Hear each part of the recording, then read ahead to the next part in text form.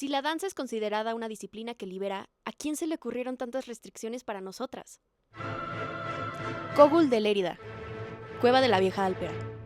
Pinturas rupestres que muestran imágenes de personas bailando. Desde la prehistoria, la danza se ha utilizado como un acto religioso y de culto a la divinidad. En Mesopotamia se le rendía culto a la diosa Ishtar, que representaba la fertilidad, el sexo y el amor. Estos rituales se asociaban a la sexualidad, y la danza era el medio central del rito. Egipto. Gracias al culto a Hathor, diosa de la danza, sexualidad y maternidad, habían escuelas exclusivamente femeninas de danza. Los griegos designaron a Terpsícore como una de las 9 musas de la mitología griega. Ella era la encargada de representar a la danza. Como ven, la danza siempre fue de carácter femenino, pero con la llegada de las religiones monoteístas, los rituales sagrados eran considerados ahora profanos, transmitidos por la genealogía femenina. La tradición cristiana exacerbó la sumisión del rol femenino en la danza. Interpretar música y bailar eran 2 de las prácticas asociadas a las brujas por William West en 1594. En el siglo XVII es Luis XIV quien impulsa la danza clásica con un fin político, que Francia fuera una potencia, enalteciendo el cuerpo largo, ligero, blanco y ágil. A lo largo de la historia, el binarismo de género ha situado a los hombres por encima de las mujeres, encasillándolas como objetos y generando así relaciones desiguales. Esta cultura patriarcal, que influye en las prácticas de la danza y rechazan lo femenino, enseña desde el dolor, la irracionalidad, la repetición y la desconfianza. ¿Y ahora quién podrá defendernos? En la primera entrega de su definición en Wikipedia del 2008, abre con: se trata de un baile sensual, utilizando como elemento un poste o caño vertical sobre el cual la bailarina realiza su actuación. Este término es comúnmente más asociado al ámbito de los strip clubs, el pole dance. Yo soy Fanny Kiwas, tengo 32 años y soy fotógrafa, directora de un estudio de pole dance, polera y marketera también. Tengo muchos fans. Mi historia con el pole comenzó hace ya 14 años, de un día que no tenía nada que hacer en la escuela y a la vuelta había una pequeña academia en donde era justo de baile, había 2 tubos y estaba empezando el pole dance. En ese momento era 2011, 2012 más o menos, y empezamos a hacer pole, empecé a hacer pole con mi novia también. Y nos gustó tanto y nos impactó tanto como la manera en la que el pole te adueñaba de tu cuerpo, que esa sensación como que ya no la quisimos soltar nunca y de ahí pues seguimos avanzando. Acabo de abrir mi academia, pues es como una gran satisfacción de llevar el pole a más lugares y a que más gente lo conozca y que más gente conozca la magia de toda esta historia que comenzó como un día que no tenía nada que hacer a todo lo que se ha construido. A todas las personas a las que le decía estoy empezando a hacer pole, era así como de no, entonces eres tebolera y entonces ¿para qué lo haces? O le vas a hacer un bailecito a alguien, o sea, muchas frases que a la fecha tristemente todavía siguen. Nos enfrentamos a muchísimas cosas, sobre todo con los hombres, inclusive en la escuela. Era como de, ay, ¿por qué traes un moretón? ¿No? O sea, de que habíamos hecho alguna figura o así, traía un moretón y era como de, pues, ¿quién te pega? O sea, hay muchos temas alrededor de esto, entonces sí tiene muchos estigmas afuera. Yo misma no tenía ninguno, pero afuera sí había muchos. Desde otras disciplinas como el malacamba, como el mástil chino, que eran disciplinas de hace mucho tiempo de la India, de China. O sea, como que el pole ha evolucionado a través de los años. Y también en los circos, antes el pole se hacía con ropa porque estaban los postes de las carpas de los circos y entonces las chicas, para llamar la atención, hacían pole en esos tubos, pero lo hacían con ropa porque los tubos estaban forrados. Entonces el pole tiene como cachitos de muchas disciplinas y de muchas cosas, y el pole en tacones viene todo de los clubes nocturnos, o sea, como de toda esta parte que pues las chicas bailaban, pero también fue evolucionando porque antes pues solo bailaban, después ya empezaron a meter figuras, muchas chicas se entrenan y ya como que pues obviamente para elevar su show pues hacen un poco más de cosas en el pole. El pole te da herramientas para adueñarte de tu propio cuerpo, porque también el pole o lo que se ve en redes, en revistas, en películas, en todo, son cuerpos hegemónicos que específicamente es lo que acepta la sociedad como de eso es un cuerpo atlético y eso es lo que representa, que sí tienes derecho a hacer ejercicio o a moverte en tu propio cuerpo. Y entonces para mí el camino en el pole también ha sido mucho la lucha de mi cuerpo es fuerte y es poderoso, aunque no se vea como se tenga que ver. Que la magia venga de adentro hacia afuera y no de afuera hacia adentro. Entonces mi camino en el pole también ha sido mucho esta lucha de mi cuerpo. Y por ejemplo el otro día una chica me decía, es que es la primera vez que hago pole, y me decía, es que yo me preparé toda la semana para mentalizarme en que iba a estar en top. Y entonces cuando llegué aquí y vi que había una diversidad de cuerpos de personas, ese día había una chica que tenía un cuerpo grande, había otra señora que tenía 50 años, había como diferentes estilos y tipos de mujeres, y fue como de, se me olvidó todo eso de lo que yo estuve preocupada toda la semana y llegué y no pasó nada. En mi camino en el pole fue que me empecé a meter a la fotografía, y entonces para mí la fotografía es mi pasión, y ha sido ese complemento perfecto de crear referencias visuales de justamente esa misma parte de cuerpos diversos, edades, niños, mujeres, hombres, o sea, como llevar el pole a que no solo se tiene que ver de alguna manera. Entonces, para mí, la poltografía, que es como el movimiento que yo creé, es justo crear esas referencias de todo lo que yo he aprendido en el pole, transmitirlo a otras mujeres que igual no se tienen que ver de alguna manera para verse bonitas en una fotografía. Es un acto político. El pole tiene 100% todos los elementos de revolución, de resistencia, desde diferentes elementos, desde que las mujeres se apropien de su propio cuerpo, eso hace que se apropien de su propia historia. Entonces una mujer que se siente libre de habitar en su propio cuerpo es capaz de hacer cualquier cosa saliendo de un estudio de baile o de cualquier otro espacio que le permita esa libertad. Una mujer que hace pole o hace cualquier otro tipo de danza que implique que use su cuerpo como su herramienta principal, es desde la cabeza a los pies. En el libro del año 2000, La mujer completa, escrito por Germaine Greer, ella reflexiona: el zapato de tacón alto en sí mismo es un elemento maravillosamente contradictorio. Eleva a la mujer a la altura del hombre, pero se asegura de que no pueda seguirle el ritmo. Toda la pornografía incluye el zapato de tacón alto. Los manuales de sexo estadounidenses aconsejan a las mujeres incluso que los usen para dormir. Mis mujeres fuertes embutieron sus pies musculosos en zapatos de tacón y aprendieron a dar pasitos. Heels. Soy Paula Ramírez Levy, tengo 25 años y soy bailarina profesional y soy Technical Success Manager en una empresa de datos. Yo empecé a bailar desde que tenía 2 años prácticamente. Mi mamá así de que dijo, muy hiperactiva, métanla a clases de ballet. Y de ahí no me soltaron, entonces empecé a bailar ballet y jazz desde muy pequeña. Y después de esto, yo como que dije, quiero profesionalizarme más, me encantó, me obsesioné y me metí a la Escuela de Bellas Artes. Estuve en la Escuela de Bellas Artes unos 5 años, donde hice mi carrera técnica en danza contemporánea, mientras estudiaba la prepa. Y después me gradué en esa escuela y entré al TEC de Monterrey a estudiar mi carrera profesional, que es Gobierno y Transformación Pública. Y mientras estaba en la carrera, estuve en la compañía de danza del TEC de Monterrey, Campus Monterrey, Toluca y Santa Fe.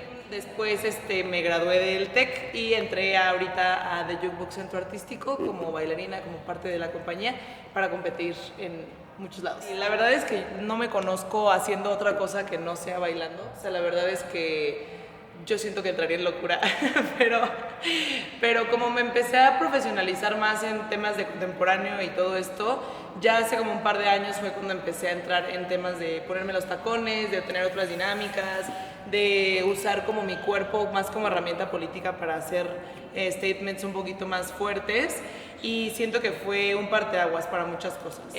Pues empecé bailando ballet, jazz, luego hice danza contemporánea, toda mi carrera técnica, y después entré a como bailar de estilos urbanos, más que nada empecé con popping, locking, walking, vogue, house, todos los estilos que engloban la danza urbana.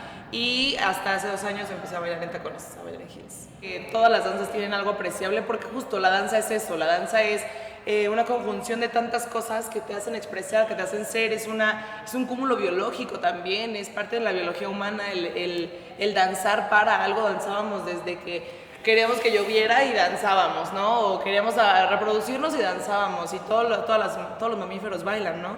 Entonces, pues yo sí creo que todas las danzas son admirables de toda la extensión de la palabra, y reconocerlo como tal también hace respetarnos como comunidad en el mundo de la danza. El cuerpo siempre ha sido una herramienta política, desde pues, los autores acá míticos que lo han expresado. Yo siento que categorizar al cuerpo también como esta herramienta para poder transmitir una postura ha sido como parte de la evolución humana, ¿no? Desde cómo nos vestimos, desde cómo hablamos, las posturas que usamos, todo lo que es parte de nosotros, comunica literalmente. Entonces el cuerpo siempre ha sido lo más a la mano que tenemos para decir las cosas que tenemos que decir y las herramientas que tenemos para comunicarlo.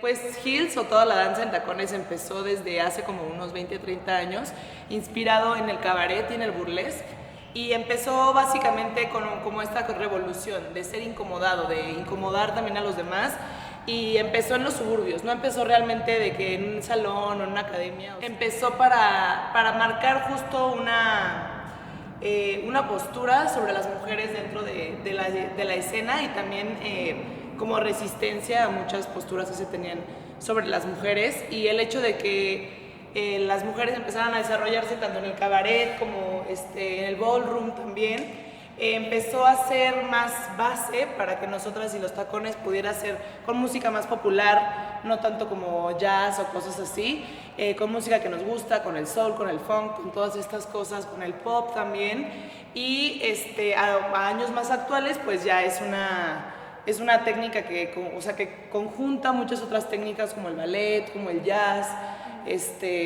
y muchas herramientas que nos han llevado toda la danza. Todas las danzas pueden llevarte a bailar en tacones. Yo creo que la danza dentro de una postura política, o sea, yo creo que el conjuntarlo como tal, ser bailarín y ser apolítico es contradictorio en sí mismo. Tú, al momento en el que te pones un vestuario, en el que hablas de algo, en el que te metes en una técnica, en una expresión, ocupas cierto tipo de canciones con cierto tipo de movimientos, que es inherente a una postura política que tú tengas sobre algún tema. Entonces, yo invito también a cuestionar mucho cuando doy clases o cosas así, invito mucho a cuestionar desde dónde estamos viniendo, de por qué estamos haciendo lo que hacemos, de quién viene, cuáles son las cosas que vienen a futuro, y también reconocer la lucha que estamos soportando, porque a veces hacemos una técnica o un estilo que no nos pertenece, ¿no? O sea, yo no estuve en el ballroom, o yo no estuve en el cabaret, o yo no estuve en las calles bailando hip hop, o yo no estuve en Soul Train con los Lockers, o yo no estuve bailando popping en las calles, como que son esas cosas, pero es reconocer desde dónde vienen y preservar la cultura desde un lado de respeto y reconocimiento es primordial para mantenerlo vivo. Yo creo que el feminismo dentro de la danza en tacones, pues, es inherente. Yo sí creo que es algo que no se puede separar, es parte de, y el hecho de que las mujeres también seamos puestas como objeto y como sujeto de consumo, Heels lo que hace es derrumbar toda esa idea. Desde el hecho en reconocer que las mujeres, o el hecho de que la gente piense que las mujeres, por vestirnos así, por pararnos así, por la mirada, por la postura, por los movimientos que haces, estás queriendo vender algo. Pero la realidad es que no, la realidad es que en realidad hay que observar al consumidor. Nosotras no bailamos para que nos consuman, sino bailamos para una identidad, una expresión, una revolución, un cuestionamiento también moral sobre lo que significa ser mujer. La danza clásica tiene sus orígenes desde la Edad Media, evolucionando a través del tiempo. El primer espectáculo del que se tiene registro en la historia se le atribuye a Catalina de Medici, exclusivo de la nobleza. Es hasta 1681 cuando las primeras mujeres aparecen en escena. La integración del romanticismo en esta disciplina es lo que le da la fuerza a la figura femenina, con historias como la Silfide o Giselle. Ballet. Soy Victoria Treviño, tengo casi 50 años y me dedico al ballet. Soy maestra y coreógrafa y fundé la compañía de ballet juvenil, Ballet Joven de la Ciudad de México. Y la verdad es que pertenecía yo al sector de niñas que no eran muy femeninas. Era yo muy problemática y muy rebelde, y sugirieron mis padres que que fuera yo a escuela de monjas, porque estaba yo pues saliéndome un poco del huacal. Pero mi abuela sugirió el ballet, por supuesto que dije, no, ¿cómo crees ballet? Yo quería andar de guaraches y andaba yo en los campamentos, traía el pelo corto, pero como ya me había metido en muchos problemas de comportamiento, era eso o un castigo más severo. Entonces acepté ir al ballet, sin darme cuenta me empezó a gustar mucho. Poco a poco fui avanzando, yo vivía en Cuernavaca previamente. Posterior a eso mi maestra me redirige a Ciudad de México. Entré al sistema Royal Academy of Dance, al sistema cubano, y en ese proceso tengo una lastimadura. Casualmente se abre la convocatoria para la Facultad de Maestros. Me graduó como maestra y empecé a trabajar. En cuanto tengo a mi segunda bebé, digo, no, ya no puedo criar a mis hijos en Londres. Decido regresarme a México. Y la verdad es que fue cuando empezaron las cosas buenas. El ballet, lamentablemente, hoy, 2026, es muy poco relevante para los jóvenes. Pero hay que hacerlos que se enamoren. Y muchas veces te enamoras de lo que justamente no creías que te iba a gustar. Me pasó a mí. La forma como yo lo introduzco es que primero tiene que ser divertido. Divertido es que te inspire. Poco a poquito se van dando cuenta de que hay un líder, hay un maestro, hay límites. Por ejemplo, hoy que estábamos ahí ensayando, vamos a atacar la posición de ataque y se fueron a los golpes. Le digo, no, esto es teatro y el teatro es un lugar mágico. En cuanto mencionas la palabra mágica o especial, ellos se sienten especiales. La técnica viene después de que ya están absolutamente enganchados. Y el encanto que tiene el ballet es que primero, para entenderlo, tienes que engancharte. Después, ya todo el proceso de postura, de alineamiento, de afinamiento para llegar a la parte artística sublime, es una montaña que no todo el mundo va a querer subir. Pero todo el mundo puede admirar, puede expresarse con ella y quizás emprender. Hay algo que lo tengo muy, muy claro, y esto me lo enseñaron en la Facultad de Maestros. Y fue la primera regla que nos dijeron. Maestros, ustedes no van a entrenar más que al público del futuro. Y aunque fue devastador, porque uno llega a la facultad pensando que vas a crear a la siguiente estrella, si lo llegas a entender, realmente estás entrenando al público del futuro. Y lo único que me queda muy claro es que todos estos chavos, que son alrededor de 30, van a pasar los años y cuando escuchen ballet se van a acordar. Van a escuchar la palabra ballet y la van a referenciar a esos años fantásticos de su vida. Si tienes suerte, vas a poder crear bailarines profesionales. Y la verdad es que me ha tocado de ambas. Y ambos planos son platillos deliciosos, delicadísimos de manejar, pero igualmente súper enorgullecedores.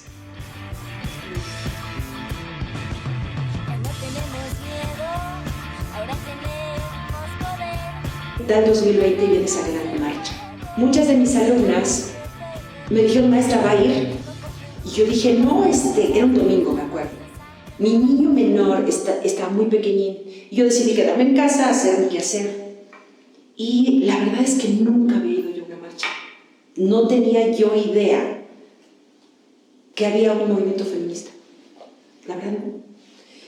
Llega la noche, termino mi quehacer, me siento frente a la televisión a cenar con mi niño, prendo las noticias y digo, a ver, ¿qué pasó con la tal marcha? Es que le pongo hasta así.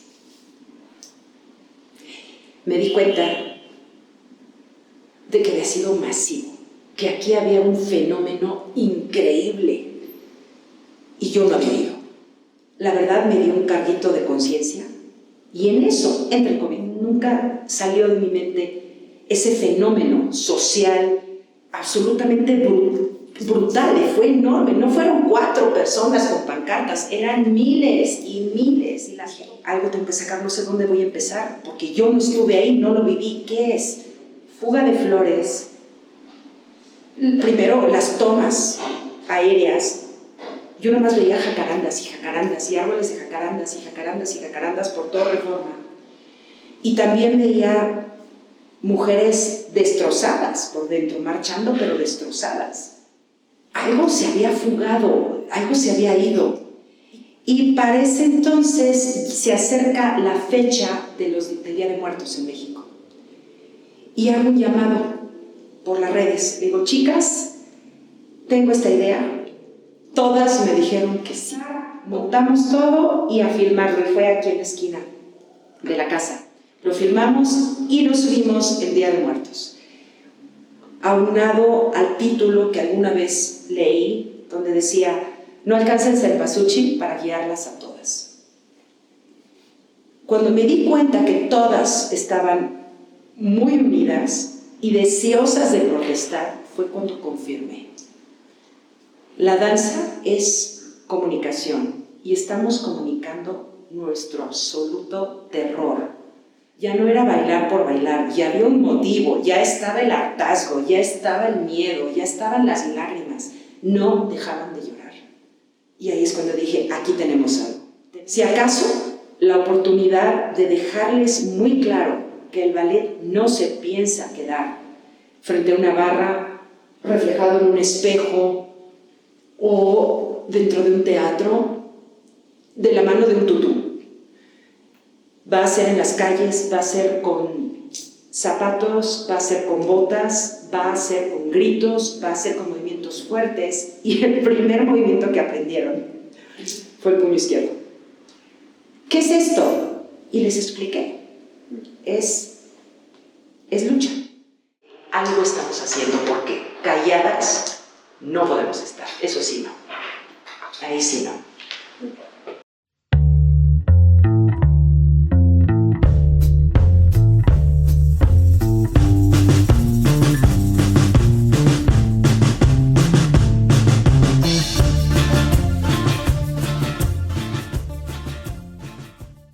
Mi letra no es la más, pero dice, ballet clásico es la oportunidad de tomar la tradición del pasado y darle relevancia al futuro.